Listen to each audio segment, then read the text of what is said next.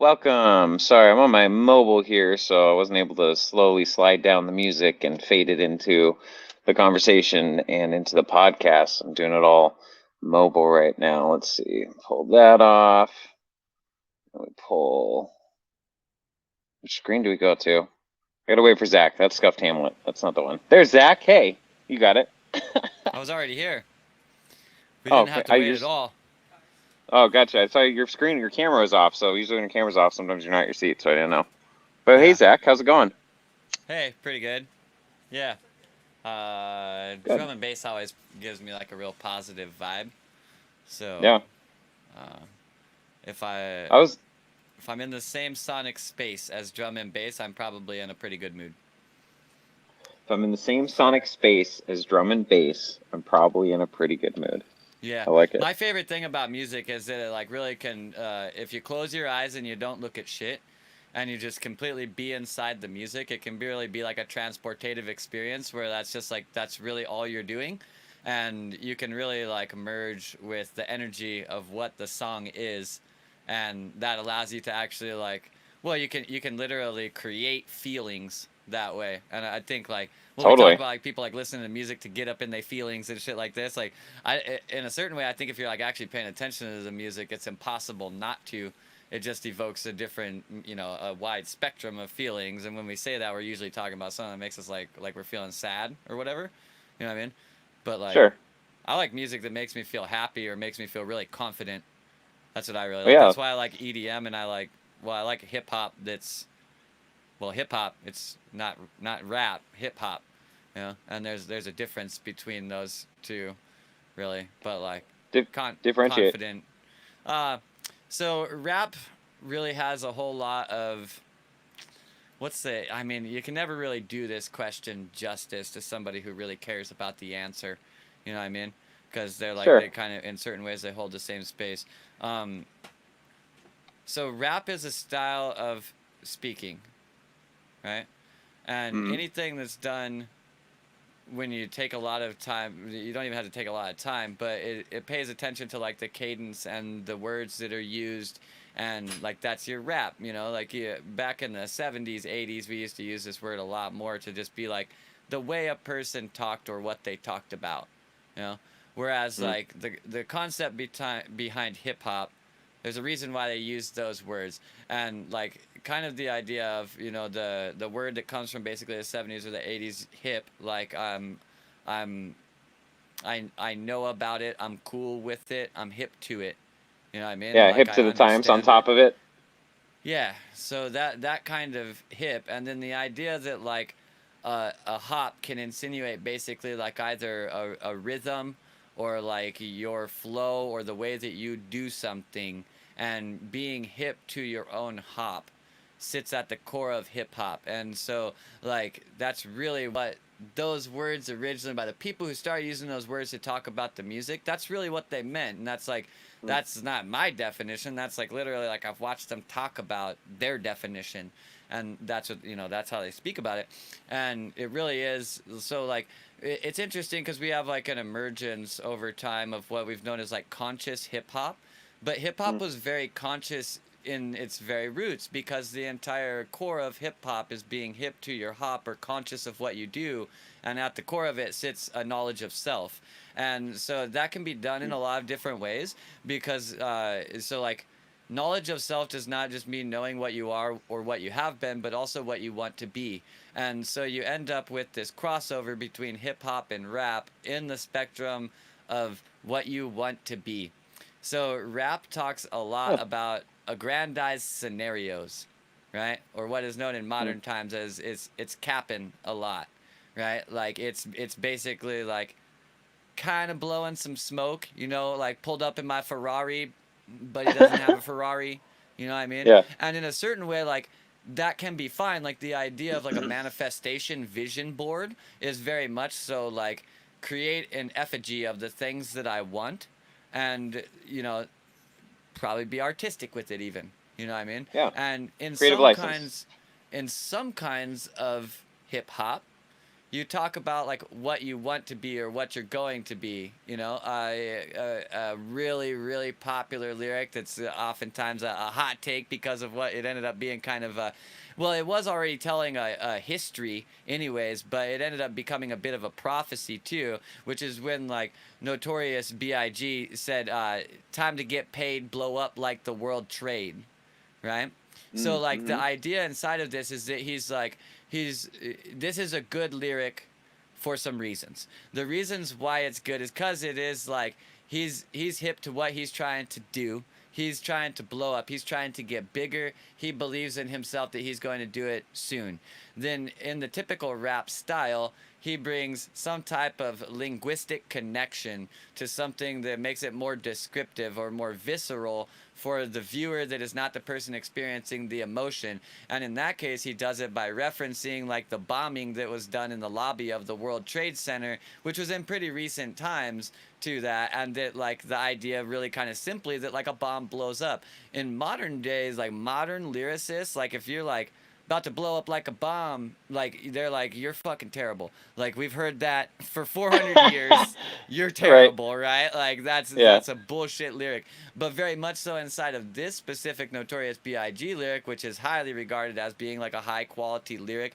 A lot of it is because of the feeling of that song. That whole song has a really like I can do it, optimistic, things are gonna get better. I'm fucking doing it. It's happening kind of feeling to it.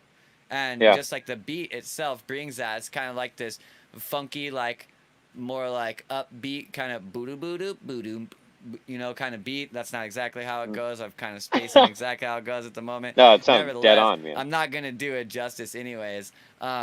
Plus, hip hop is also like an entire lifestyle. Yeah, like that's yeah, totally. That's the biggest differentiation there is that hip hop is a culture and rap is a linguistic style, basically. Yeah, And it makes so sense. that's the hugest difference because like being messaged here that like hip hop is not just about the music. It is about music, but inside of that music it's about emceeing and DJing. It's about the dance that goes along with that, which was oftentimes breakdancing, but even more so than breakdancing, it's also pop, lock, waving, boogaloo, roboting, miming, fucking just a large shit. I know I spent time studying the jitterbug in order to get better at modern dance because there is aspects of it because Boogaloo pulls from the jitterbug but does Mm. basically a lot of like it takes a lot of tenets from jitterbug but does them as a personal dance. So like when you say breakdancing, even with breakdancing, that's like that's one genre of the kind of dancing that was done inside of hip hop dancing, which really has emerged as basically modern dance. Virtually Mm. all of modern dance, whether it's in the rave scene or it's in the club or you see it on a music video, it's all kind of technically hip hop dancing in the sense that hip hop took 57 different cultures of dance and kind of made like a coagulation out of them that kind of emerges where there's like it's the new dancing modern dance, right? Like so Sure. nevertheless the point is that like that's in there too, and then there's all kinds of aspects of art, not just graffiti art, which graffiti is very central to the inside of it, but the tenets that sit behind what you're trying to accomplish by doing graffiti are a lot of the same tenets that sit behind hip hop, and that's ideologically, even if someone didn't want to put them in the same space, ideologically they have a bridge in between them. And so functionally, graffiti art becomes a part of hip hop because hip hop is a part of graffiti art. Like what hip hop means is something that's stored inside of graffiti. And so, and like a big Huh. functional part of graffiti is what hip hop means. You know what I mean? And the same thing with a lot of those dance styles, and the same thing with being a good MC or being a good DJ, and really like even carrying over more than that. As you know, another great hip hop duo said, they go by the name of Dead Prez, and very simply, it's bigger than hip hop, right? And the whole Mm. hip hop, because hip hop started out as like a thing people did, and you could identify them through the things that they did as being like a hip hopper, but it's really much more grown into a culture, and it's like on a lot of different levels. Like some of the best lyrics are actually very, very simple because in some way of saying something that you would like say every day, you actually Mm. said like three things at the same time, you know? And it's bigger Yeah. than hip hop. is a perfect reference to that. If you then go on to listening to the rest of the song, you come to see that it's like, well, it's because this song's about basically like how the government is interfacing with urban lifestyle, how the music industry is interfacing with urban lifestyle, how the Yeah. urban lifestyle is interfacing with the urban lifestyle, right? Like, because it's touching Yeah. on the idea of like government corruption, media corruption, black on black crime are very much so in there. And also, but doing all of that, this is the difference between hip hop and rap, really at the core for me. Hip hop presents the same news as rap, but with an empowering backing, right? Like, Huh. it's bringing awareness to it so we can do something about it. It's saying I'm going to do something about it. Like, rap oftentimes takes the same exact topic and talks about how they did it. You know what I mean? Like, Huh.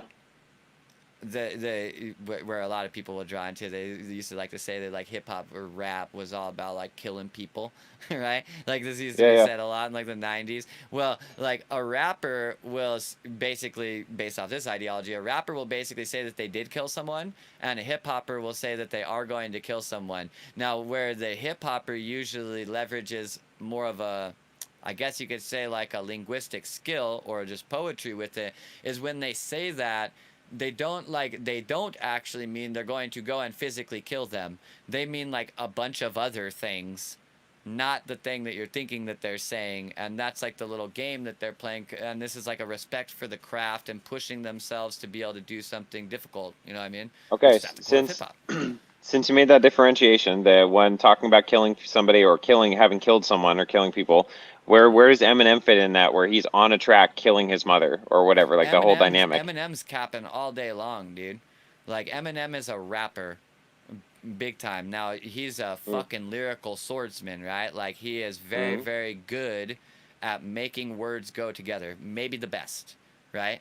Like maybe the Mm. best that's alive. Like I personally think that like Shakespeare would just take an utter dog shit on the guy if you really put them face to face, because a lot of what Shakespeare was doing was following a whole lot Uh, of rules that Eminem doesn't have to follow, and those rules and mm. stipulations actually make it more difficult. And so, like, if I you look at bet. a difference between, well, there's a big school of beliefs about who Shakespeare really is, but one of those schools of belief, arguably the largest one, is the Oxfordian school of belief that believes Edward the 17th Earl of Oxford, otherwise known as Edward de Vere, was in fact Shakespeare himself. And if whether it's true or not, doesn't really matter for this. You can look at like what Shakespeare wrote, and then you can also look at like the letters that Edward de Vere wrote to someone else. Like it's not a Shakespeare play; it's just a letter that he wrote, and you can see that like this guy always kind of pushed himself to use words in a really cool way. You know what I mean? Mm. And it was just like Yeah. a thing that he did. And so like Eminem is very much so a rapper, like for sure. Now like his ability levels, based on the things I'm saying here, his ability Mm. levels are definitely on par to stand with any lyricist. You know what I mean? Mm. Like, having said that, like he would even say himself to stay out of jail that majority of what he has talked about in his rap is functionally a delusion, right? Like he's making Mm. up a reality and he's talking about it, and that reality is basically like a blown out of proportion confabulation channeled by way of real life circumstances, and then he like massively blows it out of proportion, but nobody thinks he actually like did that shit. He didn't kill his wife and then like drive around with her in the car for like several days sitting there next to him, you know what I mean? Like he didn't do that, Right. but he definitely said that he did that. He painted a very vivid picture of how he did that. And so like it's really like a bunch of different things, you know what I mean? And when you start to be too specific about something, you'll oftentimes find a case, Eminem's a perfect one for this, of where it's like, is this a rapper? Is this a hip hopper? Is he hip hop even though he's a rapper? Is he a rapper even though he's hip hop? And really, in like a lot of ways, he kind of fits into both places. You know what I mean? Mm. Really, to Mm. hold the space that he is holding right now, the greatest lyricist, and like to have that broad of an opinion, he kind of has to merge between those two spaces, because the conversation of like who's the best rapper alive is always going to be a conversation that you get a series of opinions from like hip hoppers, like staunch hip hoppers, and a series of Mm. opinions from staunch rappers, and they'll likely be different people. The people that kind of rise out of that as being like the best of both worlds, so they make the list of like the greatest of all time. They end up like pulling from both places all the time. All of them have, Mm. you know. I mean, like, uh, eh, Tupac Shakur was arguably one of the most conscious rappers of all time. If you take time to Mm. listen to the stuff that he said, but at the same time, he was very much so a fucking like a gangster rapper. So you know what I mean? Like he fought against this gangster rapper terminology because it was being demonized and everything. But at the same time, he also had a tattoo on his stomach that said "Thug Life" and an AK-47. You know what I mean? Like Yeah. he's become literally like the stereotype of a gangster in a lot of ways. You know, the modern Mm. day gangster. So Mm. like he was very much so a gangster rapper, and at the same time, he was also very much so hip hop. You know, a lot of the stuff I already referenced the Notorious B.I.G. thing, where he shows that he is, you know, conscious of current events, what's happening with them, what's inside of them, and is also like aware enough of how that's operating that he can also create a metaphor basically out of that situation and use it to explain something about himself, which says that he actually has a very, it's actually a proof of a very real interface with society and the real world. He has to be a part of society in order to be able to take stuff that happens in society and make a story about himself out of it. You know what Mm. I mean? There has Mm. to be that. So he's showing that he's like, I mean, he's really in the society. That social awareness is a format of consciousness. You know what I mean? Mm. And I could get Mm. into a lot of other Notorious B.I.G. stuff where he really does represent it. He is a pretty smart lad. You know what I mean? And it turns out that like if a guy can put words together really good, he's probably by most people's opinion pretty smart. You know what I mean? Mm. So Yeah. it is especially the way that a rapper does it. It's a very like fast-paced riddle. You know what I mean? Yeah. And it's Well, tough. when so when Eminem came out, I mean, I remember that was a major shift in music. I mean, not just because it's Eminem and he can rap really well, but the dynamics. I mean, like, you know, Ray just that whole like I think what was he raping his mom on one of the songs, like just a whole bunch of other shit that like Sure. I Also, was he was listening, white. Like at the point and that he came and out, it he was a was very white. real thing that like if you were a white rapper, then you were like doom doom doom doom doom, Yeah. ice baby, which was not a rapper, Right. dude. Like Yeah. to any guy who really like he really cares about rap, he ain't gonna ever say that like Vanilla Ice was a rapper. He might give him some respect for holding some place in like the popularization of urban music and but nah, Yeah. Yeah. like nah, it's So what? too So pop. It's pop. what are the dynamics you feel like the Eminem brought in that was totally shifted culture, or pop culture, maybe in that dynamic, or hip hop, or rap, or any of that? Overt authenticity to the point where he was actually Huh. being authentic about something that didn't happen, and so he was creating a lot of like trigger moments and well okay so Yeah. naturally things that can be triggered base their like operation around how much they're being triggered.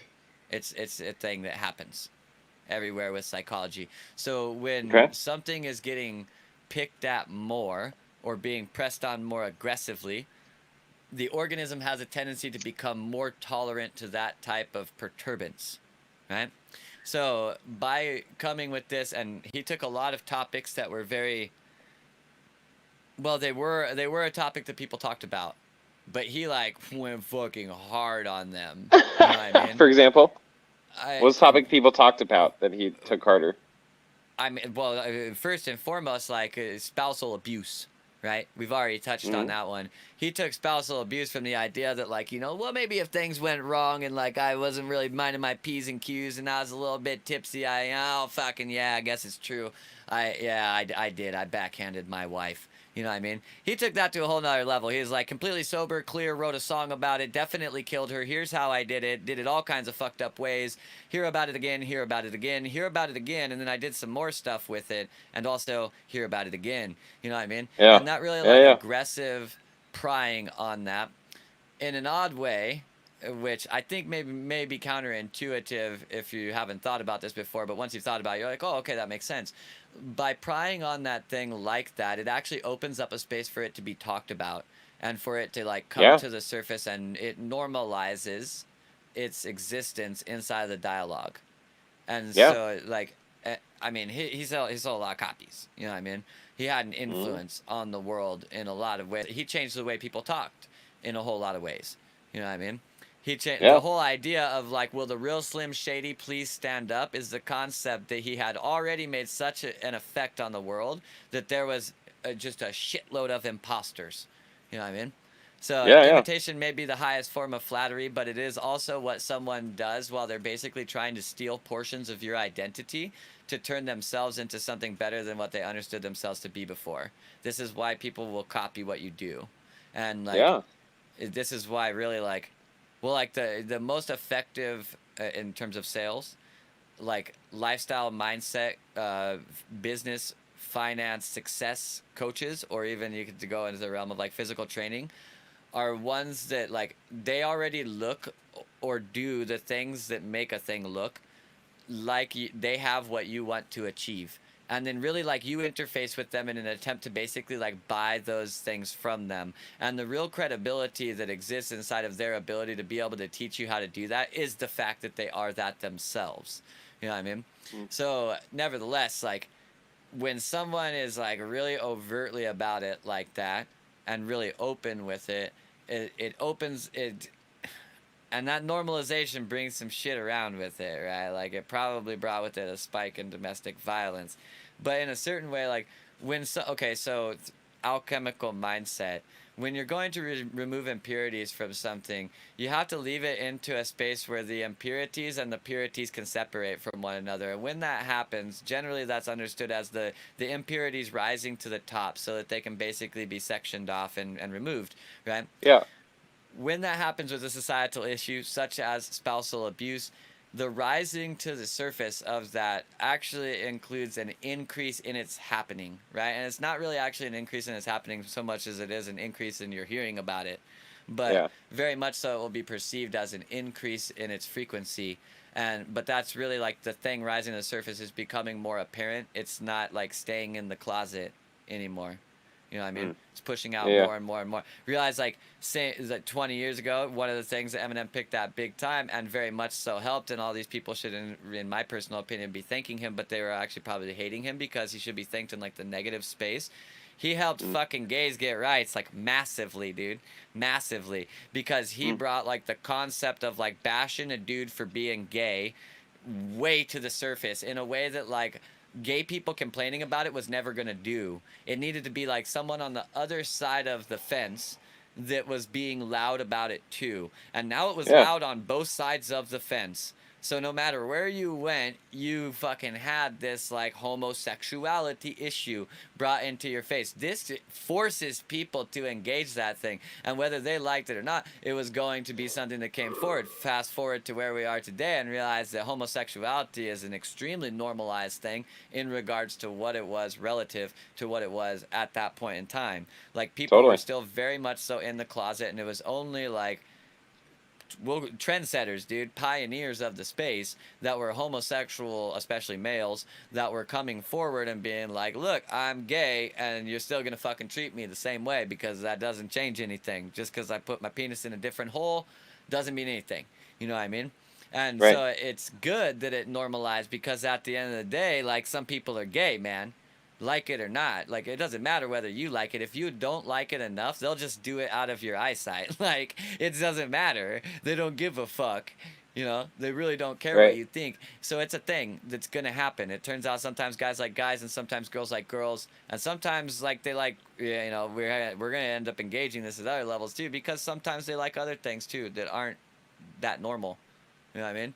It's a Right. rarity, but that doesn't So mean that him. they're bad for that. Yeah. It's just like So it you like things brings those too. things to awareness, Yep. like his It talking about in forces that them to be seen. antithetical way. Yeah. So he brought a lot To of become that aware. to the surface, which I think is really, really good. He definitely like pushed.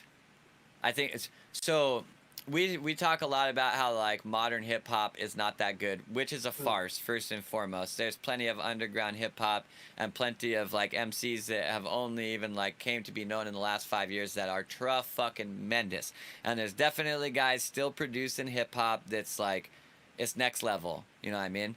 Like it's Yeah. incredibly good. The wordplay inside of there, realize like you have guys inside of hip hop like Perfect, for instance, is Aesop Rock, that like most of the people inside of hip hop think his shit is too complex. Like trust me, it's complex enough, right? Like it's got so many motherfucking layers that most people who like layers think it has too many fucking layers. You know what I mean? Like Mm. it's even pissing off people who don't get pissed off by shit like that. It's going beyond the tolerance with that. But we need Mm. that. We need that pillar Yeah. inside of the society in many ways, because on the other side, we have people who have really come to a place where they're more engaging with just generating an energy or a feeling, and there's not a whole lot of value or requirement put on like the super complexity of the lyrics and all this shit. And so you have this whole other side of the spectrum now that's like, now I gotta get it. Woo! Now I gotta hit it. Woo! You know what I mean? And they're just kind of bouncing with the song and making words along with the song. And there's nothing fucking wrong with that. Like, I love lyricism. I write lyrics myself. I got a huge respect for poetry and all that shit. And I also toss on trap music that is totally mumble rap, and it feels fucking great, and I dance to it, and I love it, and I sing along with it, and I know that it's a bunch of single syllable rhymes, and by the fucking, by the rap, according to the rap police, this isn't a good rap song. I don't fucking care. I like it. I like it while I'm listening to it, and I like it for its own reasons, and I like this other stuff for its own reasons, and sometimes I don't even listen to rap at all. Sometimes I toss in a fucking, John Denver, some fucking Country Roads or some shit.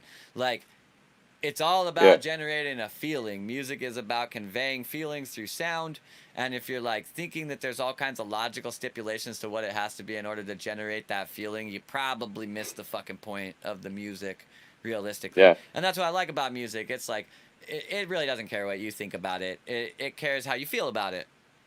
And that's Yeah. all it cares Well, that's about. And it your. doesn't really care to hear your communication of that. You know? Well, that's what you're saying at the beginning of the show too. That EDM or D&B putting you in a good mood or whatever. And I was thinking about that just tuning into the show, knowing that like it's nice that every time our intro music is something that if I have a minute or two, I mean, I did for a minute or two just before a show, just to be able to close my eyes and just tune in. You mentioned closing your eyes too with music, Yeah. and so like, yeah, no, it's nice. It makes a big difference Got when to you do it. can, How are you going to focus on sounds if you're taking in all this visual data? yeah, Like, it just doesn't make any sense, right? Like, in order for me to pick up stuff with my eyes, I have to be picking up visual data. I have to dedicate some part of my mind towards parsing that. If I'm trying to totally engage with the sound, I gotta close my fucking eyes.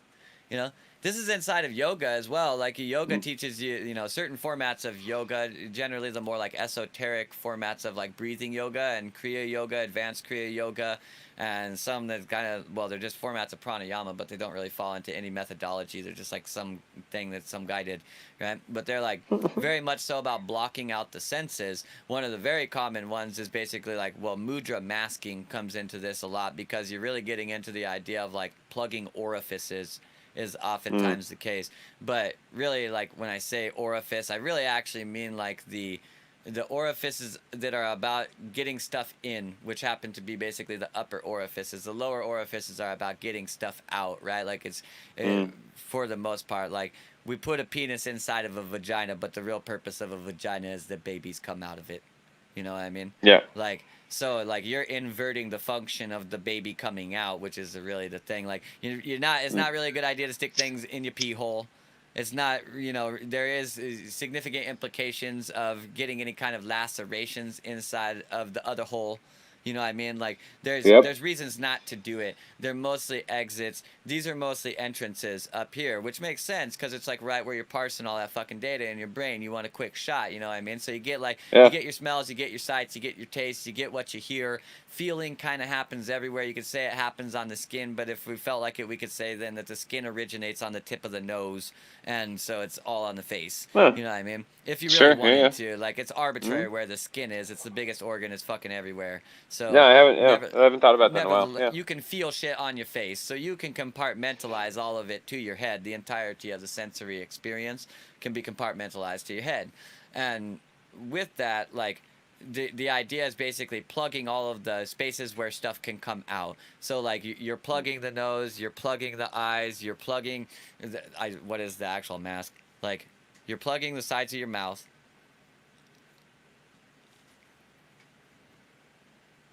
Oh yeah. Okay, Nose, so eyes, these ears. two fingers go on your eyes.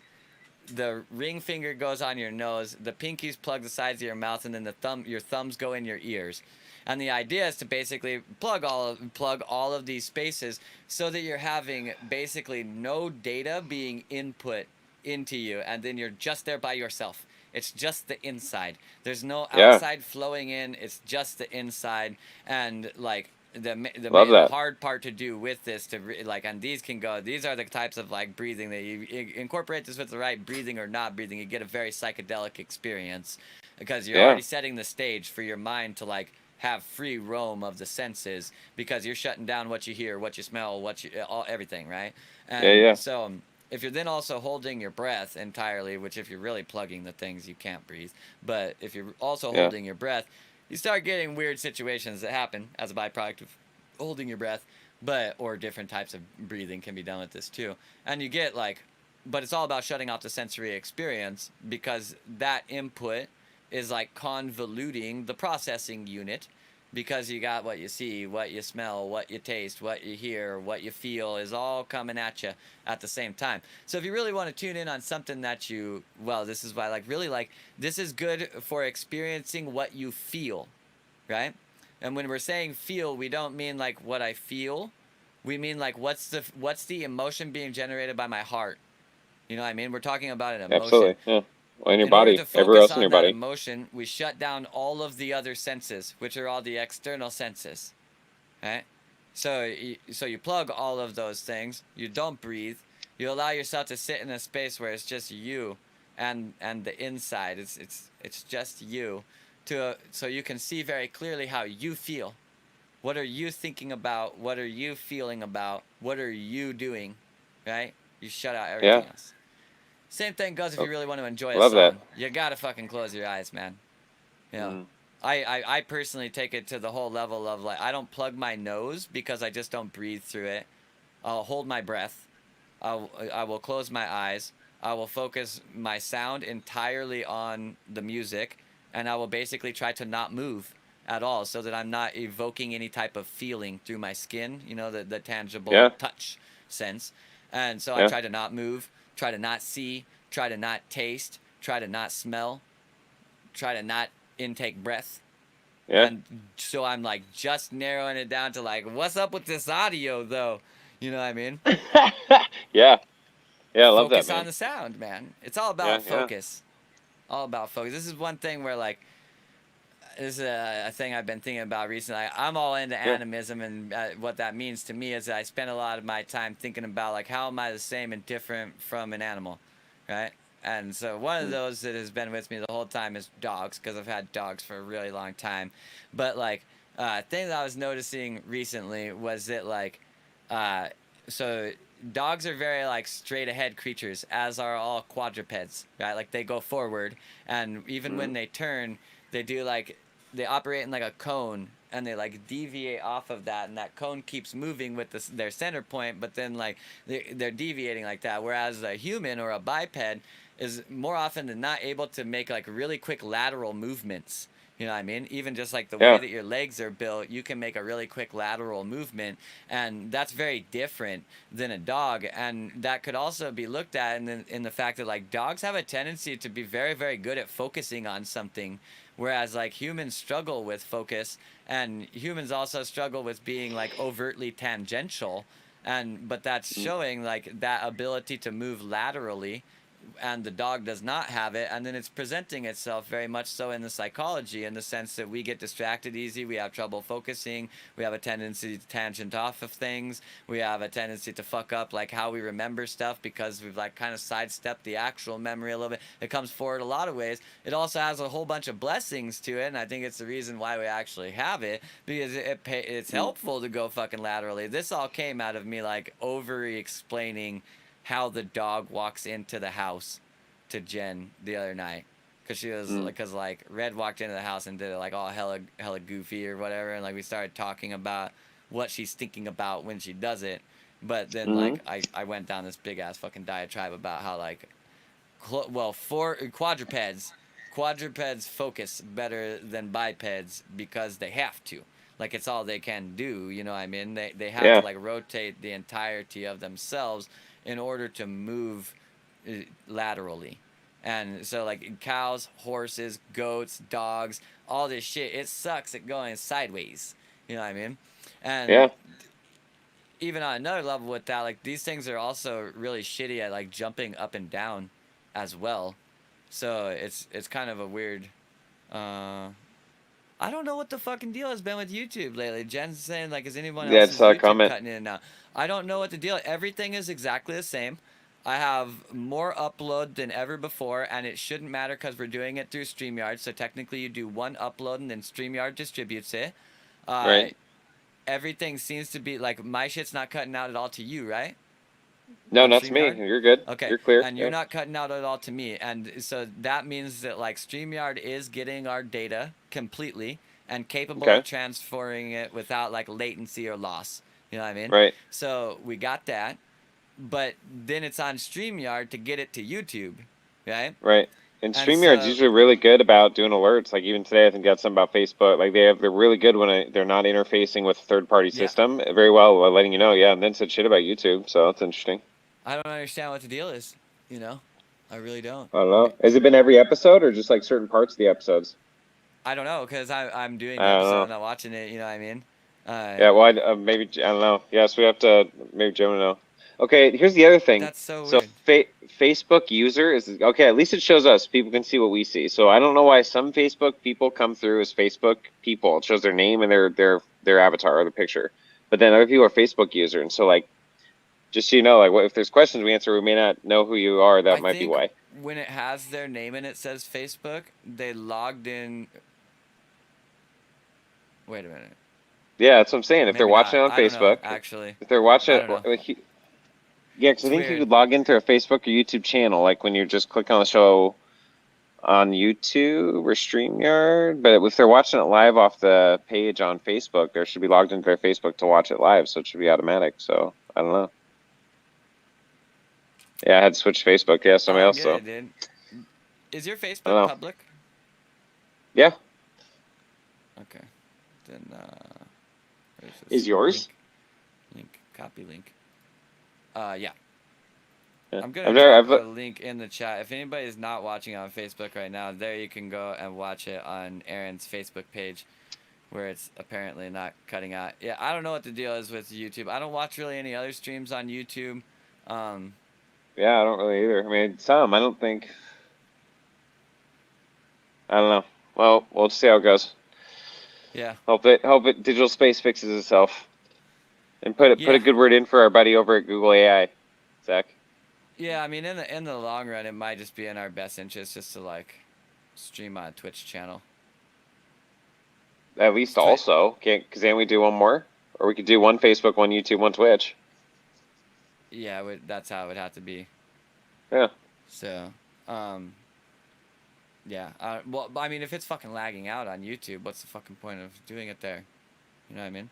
Oh right, but if it's I only haven't looked happening at the VODs occasionally, either. I wonder if the VODs are actually showing, like, the what are they recorded versions, showing up like? You know what I mean? the VODs. Yeah, What are the VODs? What are VODs? VOD. video on demand. So like we do the Oh live yeah, stream, that's but what I the was live saying. stream saves as something that people can watch again later. Oh yeah, And yeah, yeah. I got you. so yeah, Yeah, that's I a will have to video on check. demand. Okay. I Yeah, don't let's know. have to I mean, re-listen to VOD some. seems fine. Like the cutting out, like if it wasn't if it wasn't Jen saying it, then I would be like it could be internet connection, always. Right, I don't know. right. Jen could actually just be on her 4G. There's so many fucking variables. I don't know. If it's having Yeah. problems for you on YouTube, just go watch it on Facebook. It's on places on Yeah. Facebook too, or just don't watch. All Like right. either one's fine. So.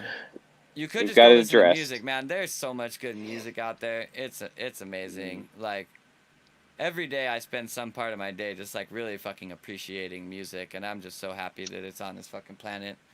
Honestly. Dude, really, yeah, for sure. I think about that a lot, and a lot of dynamics of that, and people who like they think about them from a, I mean, yeah, just the randomness that it is, if this is just this one lifetime, whatever, but also thinking if you're coming from some infinite space with some self-awareness and choice to be here to constrict your self-awareness down for a finite time. And one of the things you do with your life is not just make music. Like you have to be born into a culture, grow up so you understand and feel the things people feel. You had your own feelings in Sure. some level, and you're expressing that in a way that communicates those feelings, but it also seems to resonate with other people. So you have people like you, me, and pretty much probably everybody else on the planet on some level are really fucking thankful music is here. Yeah. It's Can just you imagine amazing the like nuances. the first dude that realized you could do that? I What bet was I don't that know, like? man. You know what I mean, dude? Yeah, unreal. Fuck. That's DMT space for sure. Oh. Could you imagine? That's like natural DMT like 24/7 or some kind of just something like that. Something What just do you think it came incredibly from? Cause like let's face it, it jeez. probably wasn't just like some guy was like, actually if you put these noises together like this, it'd be great. He probably heard Well, something okay, musical what level? What first. okay, yeah, birds and shit and just like things in nature. Yeah. And so So like so maybe we mimiking don't those even give sounds. credit to like a dude for recognizing this. But even still, just to give credit to a dude, fuck it. Yeah. Like man, imagine being that dude. The moment that you realized that you could like put sounds together like rhythmically and harmonically and it did the Yeah. thing that music does. Well, Whoo! okay. Imagine so the progressions in that too. So I feel like when stringed instruments came into play, that must have, I mean, that's why it was a thing for so long. And, people play all sorts of forms of guitar or fiddle or ukulele or whatever. And Sure. like that, just that compression waves that come off of strings and the vibration, it makes it more like from like, I don't know, basic beats and hidden shit or whatever instruments they had, even wind instruments, but it's a totally different sound to strum something, to vibrate a string like through the atmosphere and the pitch and the ring that it makes. It makes it more EDM-esque. Like it kind of starts to shift it over from just traditional to like this more fluidic notes instead of hard notes or something. Yeah, I mean, like if we're thinking that like the first thing was probably like percussion, which Right, would yeah, make that's what I'm sense. presuming. Yeah. Like that's Drums, the logs, probably trees, that before rocks, some dude was like, I should make a your violin. belly. You know what I mean? Yeah, Like right. Yeah, no doubt. that makes way more sense. So it probably started with percussion, and as it like, Right. yeah. And then moving into So like that's a moving to big strings. technological advancement, bringing like the idea of a string into it. Even though like, really like if Yeah. you take like a thing like the kalimba, like are you familiar with kalimbas? Remind me, I'm pretty sure It's I just basically can't like a picture it. wood box that usually has like metal tongs over the top of it, and the length of that tong and the width of it and shit will determine what key it's in. But you Is that the basically with like your put it like thumbs? dung dung dung dung dung Yeah. dung dung. Yeah, yeah. You know what I mean? There, I got one of Like this those. kind of I thing. forgot. Yeah. It gives off a very stringy sound, but technically kind of does that in the way that like a percussion instrument would do it, Yeah. and you get kind of like a crossover with that probably. I think you probably crossed over through that. Yeah. And then imagine finding like or making the first or whatever they did. I mean, they found the ancient ones that are carved out in ways that, they would have a hard time replicating now or whatever, but the chambers, like echo chambers or building chambers that resonate like for certain hertz, Sure. 432 hertz, or and then you're in those spaces in those chambers, and so it's Yeah. resonating in the. I guess it'd be toning, so that's Perfect different than acoustic instruments. spaces. Mouth instruments. Yeah. Yeah. Yeah, well, chanting, I think like I, I mean, that's a good question that I don't know the answer to. That maybe somebody that was like a huge music aficionado would. That like, were string instruments like an attempt to mechanically recreate a voice? Ah. Yeah. Interesting. Because like the sound of a stringed instrument is, especially if you think like towards like the violin, which like when they originally Hmm. came around at first, they would have been played slower, almost guaranteed. Yeah. First guy probably Yeah. Yeah. didn't pick it up, and he's fucking going on nuts with it. So it probably started out as and they were trying to create basically that exact same sound. You know what I Right. mean? So Right. it was like, do you think? I wonder if stringed instruments were created to kind of recreate the voice. And I wonder, yeah, or form of like even okay, so even taking that over from music being a form of recreating the voice or expression, Mm-hmm.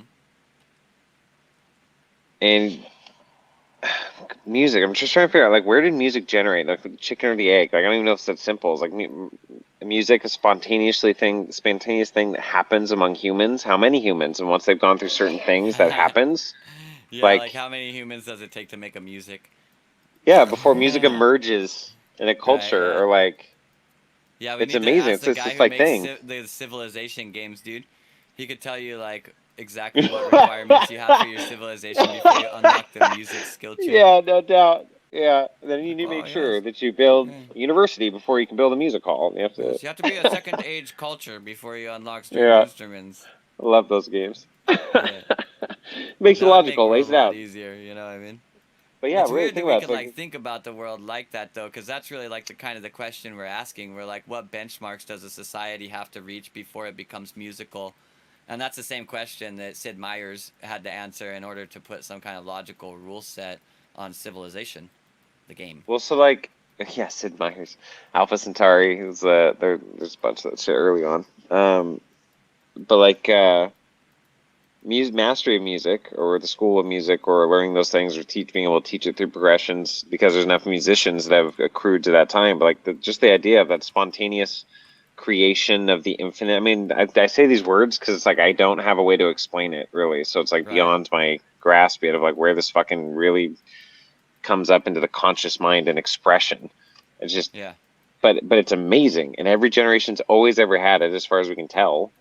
Right, it seems to be a thing. I mean, every like of the Star Trek, all the different cultures, everybody's got their own fucking song and dance, man. Their own rituals, their own things, their own ways of interacting. Yeah, it's humans writing the show. I get it, but it makes sense, and it's in their own Sure. language, and it's relative to their culture and the way they interact. Way more aggressive than others. Way more, whatever. It's just their own. Yeah, there's a Fuck, whole music's universe music's to awesome, it. man. Yeah, Yeah. It's interesting that a person like if we're speaking like fictionally, it's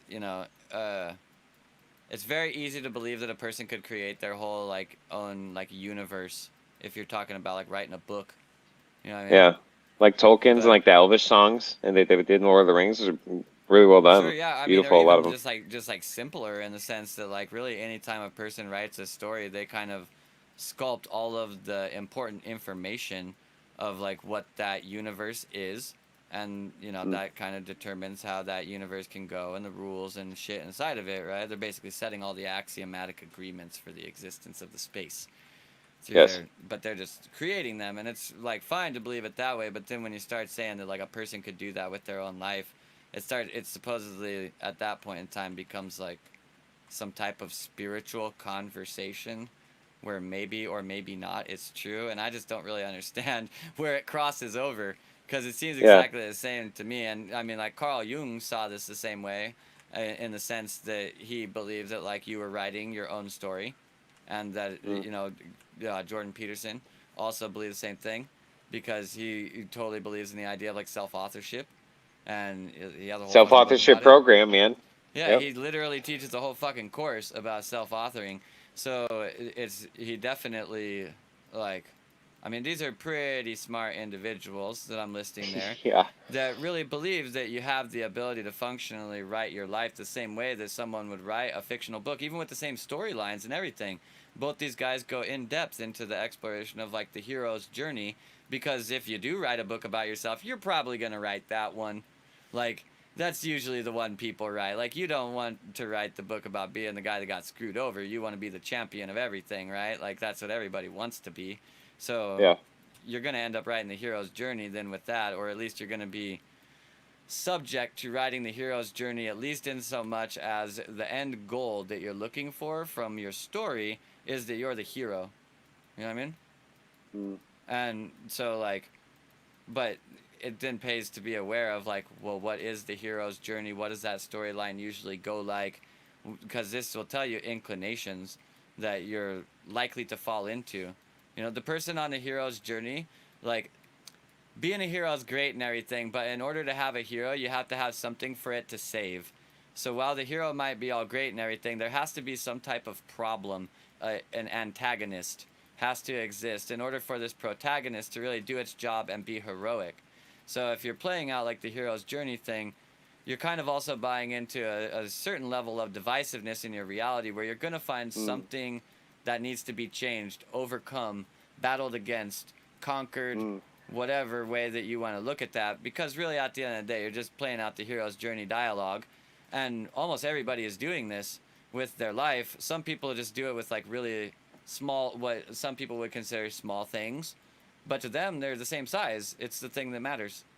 You know what I mean? Yeah. So it Yeah. doesn't matter whether objectively it's this big or that big. Subjectively, it's the only thing, so it's not comparative analysis at that point. So you have to be, in many ways, if you're gonna, there's nothing wrong with the hero's journey, but there's some things you may want to avoid about that storyline if you're trying to be a hero most efficiently. You know what I mean? Yeah. So, yeah. A hero actually doesn't have to overcome anything special. It's just like the common way of doing it, but it's kind of like it's like the standard way.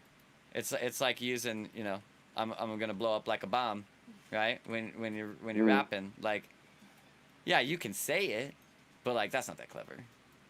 You know what I mean? Yeah. There's Yeah. also much more much cleverer ways of going about that. The hero doesn't like. It is possible to write a hero's journey where the hero was never like downtrodden and always wins. This is functionally the story of Buddhism. Realize that the Buddha himself basically explored everyone else's suffering. He didn't have it so much because he was a prince who eventually got to enlightenment. So pretty much he went from success to fucking success to success to success. Everybody likes the Buddha just as much as they like Harry Potter. And that's because both of them played out the hero's journey, but their hero's journey are very different because Buddha's protagonist and antagonist is basically his perception of the world versus what the world is experiencing. Ends up being the protagonistic and antagonistic spots, and because of that, he does the hero in the story doesn't have to endure difficulty, pain, struggle, suffering, etc., while it goes like stride to stride on its path of accomplishment. You know what I mean? So Yeah. the story of the Buddha is very much so a hero's journey story. Not most people don't give it credit for that because it doesn't follow enough of the stipulated guidelines, but it is a hero's journey because that entire thing, like, to be a hero in the story of the Buddha is to obtain enlightenment, and he did. So it's a hero's journey. So if like I'm just thinking about it this way, if this is the summary of the game of like to be able to find that perspective and just find another the right perspective or another perspective that you want to have or to hold or to stand in, and just remove everything that stands in the way of that perspective. Call them wounds or trauma or bad habits or whatever. You just reorder them. You just move them. Correct. Yeah, if you look All at right. them as just like if you take the emotion out of your life entirely and look at it as basically a book, and what is the logical structure of a book, there's elements to the book that come together in some ways. And functionally, the question there is like, what do I do with this highly problematic character?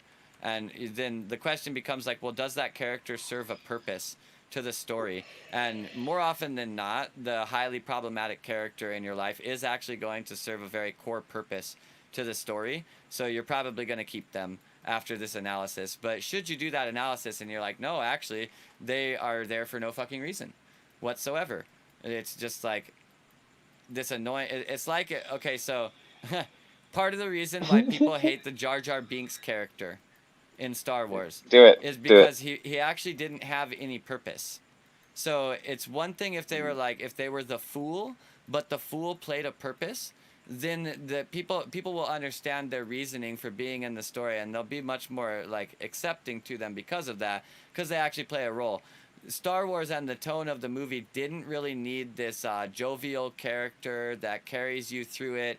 Functionally, my opinion on this part, they Yeah. were trying to accomplish something that was functionally accomplished through C3PO, but using a new character to do it and trying to like over leverage that mechanic in Yeah, that makes typical sense. modern Michael Bay style. Like explosions are Yeah. cool, but when it's just boom, boom, boom, boom, boom, boom, boom, boom, eventually, like 35 minutes into the explosions, I'm like, all right, enough with the explosions. What's really going on here? You know what I mean? Like Yeah. I'm kind of Yeah. tired Yeah. of the The explosions. And storyline. like Jar Jar Binks does like too much comic relief, and his comic relief is like too comical. You know what I mean? Yeah. It's just like dumb slapstick It's bullshit poorly in the written. middle of Yeah. somebody trying to enjoy their like to them they're actually like trying to dive into a different reality. You know what I Right. mean? And they're serious about that, and they're Yeah. taking the story serious, and like this comic relief is not good. C3PO worked because he like he was normalizing he all of C3PO's jokes basically were around the normalization idea. Okay, so comedians, stand-up comedians commonly joke about things that are considered completely normal, but when you take the time to think about them, it's kind of weird, right? So Hmm. C3PO leverages this exact same mechanic very, very well. Basically, if we were to have androids, computers, basically, right? Like artificial intelligences that were able to interface with our life the way the C3PO and many other droids were in the Star Wars universe, there would be all kinds of things that they could do that were just like completely normal to you, that are actually fucking amazing that something can do that. For instance, like instantaneously translate like 273,000 different languages or something like that. Like Yeah, these yeah, kinds yeah, of things. And most of the jokes that really land well with C3PO are basically leveraging around that, like that whole yeah, normalization, what it would be like to have human situations with something that's functionally a computer and entirely sees their emotions as like this data stream, right? And so they yeah, deal with their emotions completely differently because of that. And that's very much so what like Star Trek did this as well with Data. They tried to basically like Data would try to engage in very human situations and wouldn't be able to do it right because he was too computer for it. You know what I mean? yeah, yeah. And the little jokes that they stab in there completely come around leveraging this mechanic, which is basically Totally. what would the world be like normalized? What would the normalization of the world be like if we had this thing inside of it? You know what I mean? Yeah. Jar Jar Binks does not do that at all.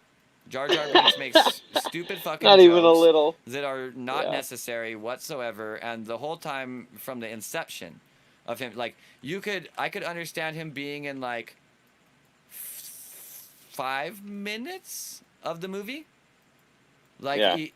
he gets a As a guy minor off of a part that he ship introduces them. and exactly takes Yeah. somebody to someone else and then stands there. And that's the Yeah, whole that's it. thing. He says like one, two slapsticky things in it, and you're like, wow, Yeah. look at that. Some of these aliens are idiots too.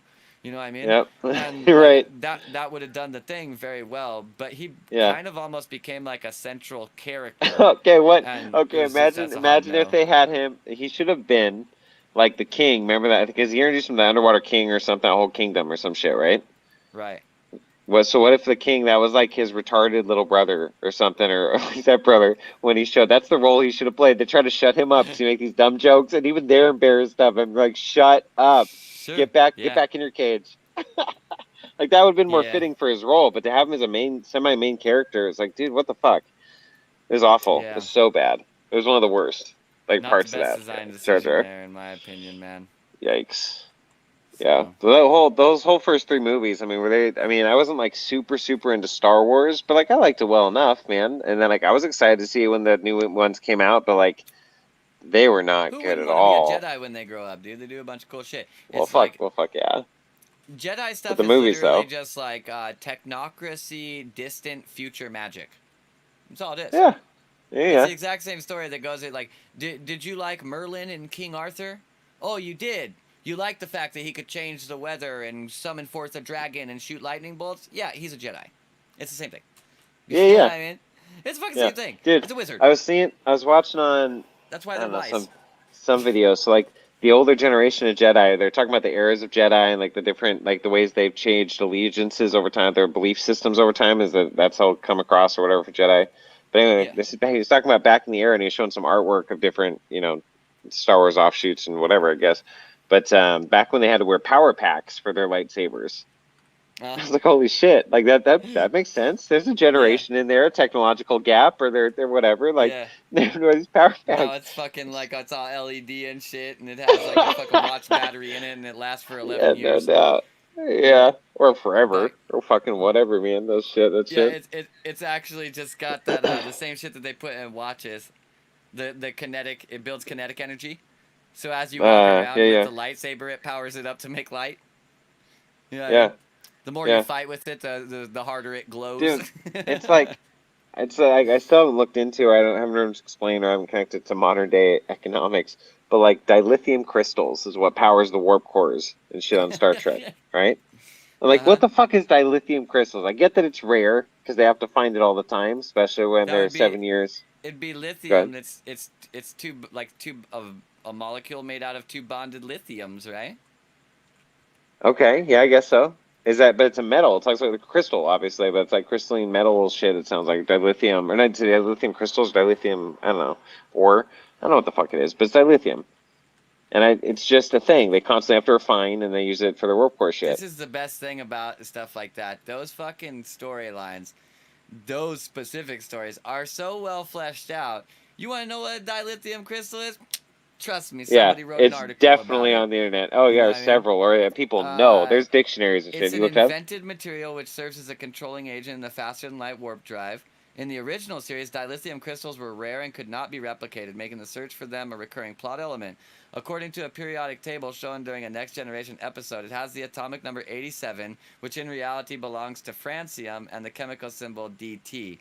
In reality, dilithium, Li2, is a molecule composed of two covalently bonded lithium atoms which exist naturally in a gaseous lithium. But in the thing, it's dilithium is depicted as an extremely hard crystalline mineral that occurs naturally on some planets. So like, I don't know. I think this is where they, in a certain way, like they get too close, like, because this show is gonna attract nerds, right? Like Yeah, obviously, and so when you use something like that, they're gonna go like, "How dilithium does not like that," and you're just asking for right. that. I mean, maybe Yeah, you're yeah. like, that's actually a pretty good like marketing thing to do though. Is like give you see this in like successful streamers, give people a reason to make fun of you. They love making fun of you, and they'll talk about you Oh, a lot right. if they get to make fun of you, and so it's free Nice. advertising. So Yeah, like, yeah. man, the people who are good at this, it's so funny, man. You can tell that they're like, they're fucking 200 IQ. They're very smart, Mm. and they will not know how to do the most simple shit, and they'll make the most simple mistakes. And if you're really paying attention, you can tell they make all those mistakes on purpose, and Mm. they'll lean into like, you can always the easy way to tell is that they always then kind of exasperate how they want to make, like, don't fucking make fun of me for that, dude. Like, we all make mistakes. Like, don't just like, don't, don't go like posting that around on Reddit and shit like that. Like, it's not a big deal. Don't worry about it. You know, because they're doing this because they're planting the seed in the inverted manner of like, oh, he doesn't want me to post it on Reddit, huh? Well, I actually, as a Yeah, matter of fact, just got a clip, and I'm bringing up yeah. Reddit now because he wants it Yeah, on fucking Reddit. So someone else yeah, goes and yeah. posts it on Reddit, or That's oh an yeah, overt I hope one. that doesn't make it to live stream fails. Boom, someone uploaded it there by the time you're done saying that. You know what I mean? Yeah, And one of the yeah. things about like a thing like live stream fails, which I shouldn't give any advertisement to live stream fails. We should just let them die because they're kind of toxic for the community. But Oh, nevertheless, really? Why? because it basically glorifies people making mistakes and then Uh-huh. like making those mistakes very public.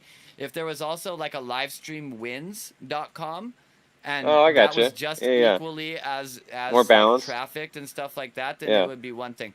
But It's having the the hold on. existence of that and having a It's the TMZ of like the kind live of, stream fails. yeah, Like it's made just yeah, made people look shitty or make fun of them in like a way probably it's kind of closer to kind like of world cool. star hip hop videos. You know what I Uh, mean? Because like all right. TMZ at least is like trying to present the news. You know what I mean? Yeah. These Okay. guys aren't Yeah, trying fair to enough. present the Yeah. news. Half the time they're making a fucking meme just to make fun of Give somebody. me give me You an know what I mean? example though, because I'm trying to think what would be like super shitty to catch on live stream. Oh, you mean of like Uh, people like there's a guy, for instance, there's a guy named Trainwreck. Everybody makes fun of the fact that he has like really skinny legs. He's like built uh, up top, really skinny legs. So Reddit, whatever. An example of what the kind of shit they will post, because it's a lot of shit posting, is like, found a picture of Train after he's eaten too many carbs, and it's literally a picture of a potato with his face photoshopped on it and some stick legs drawn on it. all You know right. what I mean? It's just straight shit Yeah. posting, and so Yeah. like it's not like TMZ. They're not like bringing the news. You know what I Yeah. mean? They're just fucking making fun of you. You know what I mean? But Okay. like, there's an old saying in marketing that like, no press is Any bad publicity. press, right? Yeah. Like any Any press is publicity good is good press. publicity. Like it's Yeah. there's two total, like if you're really ever going to take at some point in time, you're going to dive into marketing and you're going to look at the different functions of it, you see that there's two totally different worlds of marketing. There's like affirmative and positive spectrums of marketing, and then there's like Hmm. negative and inflammatory Yeah. methods of marketing. And both of these are very, very effective, and some of them are more effective than the other one. This is why it was Yeah. no shock to me at all that Takashi 69 was more than happy to go down as a fucking rat, and everybody would know that he was a rat because the dude's been leveraging inflammatory marketing since day one. Everybody made fun of him for the jewelry that he got because it was goofy ass jewelry. Everybody made fun of him for the way that he dressed because he looked like a bag of Skittles barfed on him. Everybody made fun of him for the way that he did his hair because, again, it looked like the bag of Skittles also puked on his fucking head. And then he got also some fucking, some diamond fronts, but they got red and green and blue and shit in the front of them. And then, like, he gives people tons of fucking shit to talk shit about, and he Mm. leverages the entire side of inflammatory marketing to get known well. So the fact that like people would be inflamed that he's snitching on his friends, that's directly in line with his marketing plan heretofore. So it's not a shock from a marketing standpoint at all to me that that's totally fine, and that's the next play in the game. Like, did he actually go to jail? Do you know if he actually went to jail? Does anybody know whether he actually went to jail? I'm No one really shocked that knows. you knew that much about this guy. I barely know his name. It's well, I But mean, I continue. study marketing a lot, and anybody that has a meteoric rise, I study how they rose very, All right. very closely because I I got you. I can make sense how 99% you're of the tied in. time, Yeah. the reason why that happened is because in some way, shape, or form, the psychology of the public was manipulated in order to do that. And Yeah. I like to see how it was manipulated in order to do that, primarily to make sure that I'm not falling subject to the same manipulation. But also, like, I mean, marketing's Well, just super interesting to how me because would it's you all differ? psychology. Yeah, totally. How would you differentiate the highest form of witchcraft? How would you differentiate? What are those big mosquitoes called? Mosquito eaters? Yeah. One of those hanging out. What's that mean? Animism. Uh, okay, so, well, this is one thing that I would draw from that. So the best way to deal with animism is basically just look at the fucking thing and see what it does, right? But then you Yeah. take the time to contemplate and abstract that. So like a mosquito eater is never going to bring any harm to you, and in fact, it might actually be something that gets rid of your annoyances. However, it does provide a very similar distraction to the things that it could remove that are problematic for you, a mosquito. But and it also has the potential to be annoying, much like the mosquito. And it's interesting just to look into the concept of bringing more awareness to the potential of being annoyed by something that is actually the solution to your real problem. All A right. lot of people don't like doing the Yeah. work that it takes in order to get to the Yeah. place that they want to be. And so they say that the place that they want to be is unattainable. The mosquito eater could teach them a lot about this by just bugging the fuck out of them. Because really, like, the place where you want to get is perfectly attainable, but the work that's there in between here and there, if you're annoyed and too focused on that, and you live wallowing in your own fucking dirt, and you lose sight of the clouds, then you're not going to be successful. You're going to fail, inevitably. So if you let like basically the intermediary annoyance consume you and steal your focus, then your focus is not on the real problem at hand. And I think that a mosquito eater can very much so bring this forward. I don't think you'll find that in any book. That whole thing felt like a pretty intuitive draw towards the Yeah. mosquito eater. Me too. I'm down. Yeah. That resonate. But it's pretty Constructive solid. resonance, bro. Yeah. Like I'm with it entirely. If Sub I for was writing a me. book on it, I would write that Yeah. in there. So, and that's I don't read no fucking books on animism. The whole point of animism is the opposite of reading books. You know what I mean? Yeah. It's No, that's it's cool. And to that's why I asked you it's to too. I mean, it think like reminds an me of that animal. too. Yeah, like the That's thing the you whole said thing. earlier. Yeah, the differentiator, see what the ways I am like them and not like them. Yeah. You And know, then actually another really thing too, like contemplate it. with a mosquito eater, like we should. I don't think personally that we should hate on anybody that's just out there trying to get theirs, and that's all a mosquito eater's doing. You know what I mean? It's just out there trying Yeah. to get his. That looks like mosquitoes, and he be buzzing around and doing his fucking shit, and it's fucking annoying sometimes. And like maybe it's in your way, and you're like, get the fuck out of here or whatever. But he's just out there Yeah. trying to get his, just like anybody else. You know what I mean? Like And Yeah. you got to have some level of tolerance for that. And if you don't have the ability to tolerate other people in your life, well, maybe like try this insect first. And once you get like okay at that, then you can deal with like really annoying people too. You just like can scale Mm. up from there. And I think they're probably a very smart animal actually because of how much access to movement they have. They're able to move in virtually all directions, and they can also like not a lot of animals can turn around on a dime, like turn around where they actually are. But Mm. like flying insects are actually capable of turning on a dime, really really good. A lot of them, like where they can Mm. literally just like flip, flip right around. You know what I mean? And Yeah. I think this actually like I think that our ability to move in physical space, like how much dimensionality we have with that, is Mm. actually an expression of how much dimensionality our psyche has. Huh. So this comes from like being a dog for a really long time. The most important thing I learned about dogs is that they do a lot less than me. Because they do like one thing at a time, and I do like 857,000 things at the same time all the time. And I have Yeah. no ability to just do one thing at a time. And even when I'm doing one thing, it's like plotting and scheming to be a perfect continuum of the thing before and the thing next. You know what I mean? Oh, Jesus. And like Yes. it's not here and it's not straight ahead focused. And dogs are, and they're better than me in that regard. But I am much more lateral than them, and if it wasn't for that lateral nature, the dogs that I have taken care of would be dead because I have kept them Yeah. alive with my ability to think laterally and figure out how to make sure that they have food, place to stay. Holy shit, look at that. It's going to be 122 degrees tomorrow. I got to figure out some way to ensure that my dog can stay cool because if my dog just lived outside right now, my dog would not live 2 days from now. Yeah. Yeah. So, you know, like I have to do something about that. And that lateral thinking has ensured that every animal that's ever been in my care has lived a pretty happy healthy life unless they did something that was like just totally fucking stupid, you know. Mm. Yeah. So but yeah, I think that, and that's all because like tangential nature, being able to move laterally. But where like I'm getting paid back by the dogs is they're teaching me how to be loyal, they're teaching me how to love, they're teaching me how to respect, they're teaching me how to focus, they're teaching me how to trust my instincts, they're teaching me how to just do what I want, all kinds of stuff like Mm. this. Like they're teaching me a ton of shit, and for that I pay them a lot of reverence. I make sure that I always take care of dogs. I'm very nice to every dog that I ever see. If a dog wants to bite me, I will let it. I'm not gonna fight against it. I'm doing whatever the dogs need me to do for them, Mm. cause like Mm. it's just me. Like I'm a dog, and I like to think of myself as a dog, more particularly a wolf, but also just like your standard Canis domesticus, as well. So, Yeah. but like I'm a domesticated wolf. That's actually the way that That fits. That fits. What are you going back on? nah, Like that cause I'm resonated. not What? domesticated.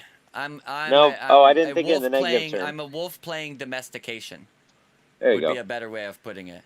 I wear the Who's? mask of domestication because I like a lot of things about society, and Yeah. society Yeah. should not change because I don't like it. Society is a Yeah. groupthink, Yeah. and so I don't try to change society. I fit in with society to the extent that it is efficient for my retrieval of the benefits that I would like to obtain from society, and I don't more than that, and I don't less Mm. than that, and that's how much I society. You know what I mean? So Yeah. I'm basically a domesticated wolf, but well, that's what I look like. But really, I'm just a wolf playing domestication. I'm a wolf in Yeah. domestication Yeah. Yeah. clothing. You know what I mean? Ah, and Only it not takes very someone. domesticated clothing. You know what I mean? Like, I don't wear like suits and ties and shit. You know what I mean? You're wearing clothing, I think and for a about it. So wolf I am. that wears nothing, so Yeah, that's a that's lot of already clothing. a lot, dude. Like I That's keep I yeah. keep my wiener and my butt covered up every single day for other people, and like Yeah. for a wolf, that's a lot. You Yeah. know. That's what I'm And saying. this isn't really like obviously for anybody that happens to listen to this, I don't actually think I'm a dog. Okay? I think that I'm Yeah. a lot more like a dog than I'm not like a dog. And it doesn't mean that Mm. I am a dog. It means that turns out both dogs and humans are animals and we're actually not that fucking different. Mm. So, you know. I Yeah. think when people get over the fact that, like, or the idea that someone is drastically different than you because they have a slightly different ideology or perhaps their skin is a different shade of brown, Mm. that they'll come to realize that actually there's not a lot of difference between humans and basically everything else that's alive. It's all pretty much the same thing. Yeah. Yeah. Yeah. So, it's all good. If a dog wants to bite me, I'll let it. Yeah. It's literally true. Like Yeah. I very much so believe that dogs have something to teach me, and I've learned a lot of things from dogs that I did not realize I was gonna fucking learn, and a lot of them Mm. were in situations where I didn't realize I was about to learn something, but they were valuable nonetheless. And so I see dogs as like a very effective teacher. So I don't really question their teaching methodologies. I try to learn as much as possible. I just try to be a good student. Yeah. Yeah. Yeah, that's really interesting because I mean now you bring that up. Since when I was down there for 10 days and you guys have dogs and other dogs come over or whatever, and seeing them interact just like I'm not normally around that and we're just hanging out, so like you get a lot of time to just watch and observe and like all those things like you're saying are coming back from observing just during that time and just all the interesting nuances. Yeah. Like They're like there's brilliant just like some everybody else. If you really take the time to stop and fucking focus on just one thing, you can find all kinds of genius and brilliance in it. I don't give a fuck what it is. It could be a microphone stand. It literally doesn't matter. This microphone stand is crazy, dude. Like, it's actually crazy. If you take the all time to right. think about it, Yeah. it does something that's like, wow, like you had to put some thought into that. You wouldn't just make something like that. You Yeah. fucking thought about it and like tried a bunch of different ways and shit like that probably. You know what I mean? Engineered that shit. The Yeah. real point is that like you can look at anything, and if you choose to look at it and focus on it to find brilliance and genius in it, you'll find it. Like it's there, and that's Yeah. one of the kind of like the continuums that help me believe that really like if it's alive, there ain't a lot of difference. Because you can look at any living thing and like really focus on it and be like, how is this thing amazing? And you'll find like 50 ways pretty quick. Yeah, it's You can true. do that with all people or all things. Yeah. Yeah. I've never met a person in my life that I can easily list like 5 things that they were amazing for. Yeah. This would actually shock some people that have interfaced with me in my life because I'm definitely the guy that can bring up a list of 50 things that you're dog shit for. Like, definitely. Yeah. I'm Yeah. very, I critically analyze better than I do anything else. Yeah. And Mm. but really, like I pretense or precursor all of that critical analysis with finding something good about the people now because it's a better place to analyze from.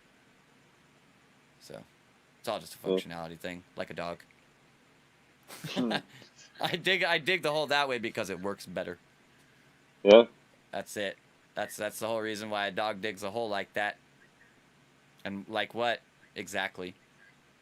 However the fuck it does it in the moment, that's how it does it.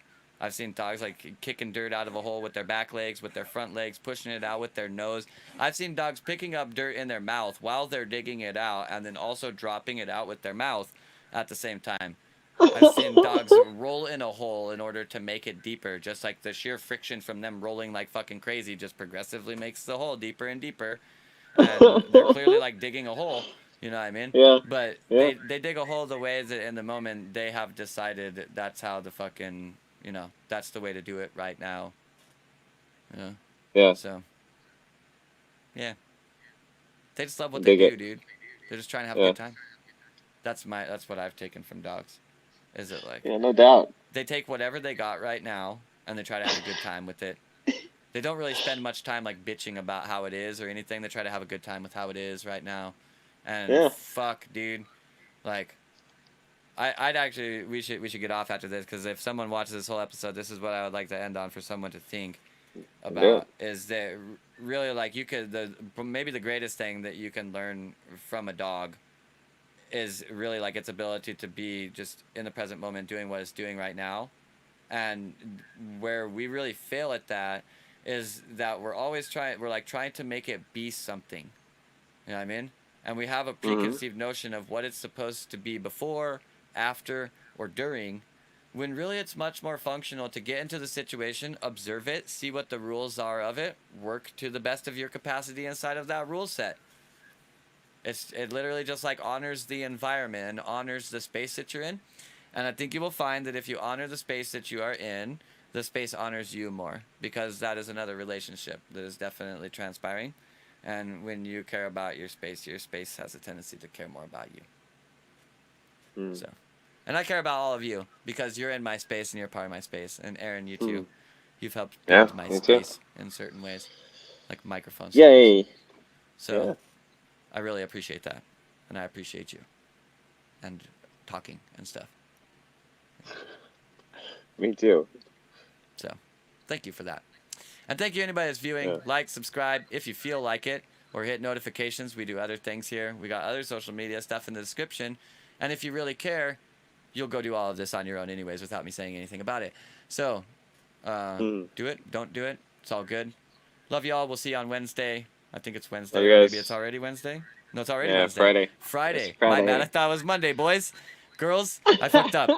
I fucked up. I don't know what day it is. Because I'm just doing whatever day. You know, it turns out if you're doing the thing that I just said about dogs, it does not fucking matter what day it is.